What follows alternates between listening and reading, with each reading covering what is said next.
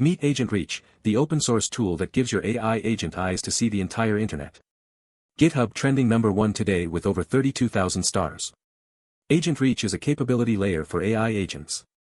It lets Claude, Cursor, or OpenClaw read Twitter, search Reddit, watch YouTube, browse GitHub, and read Chinese platforms like Bilibili and Xiaohongshu, all with zero API fees.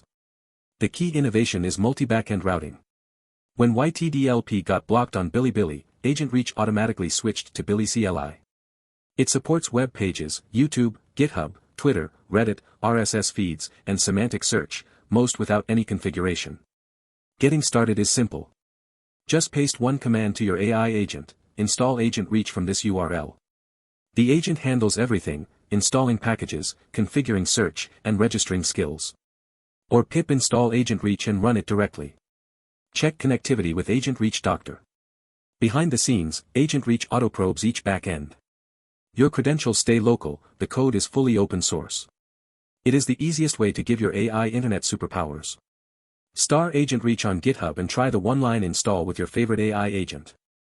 Links in the description.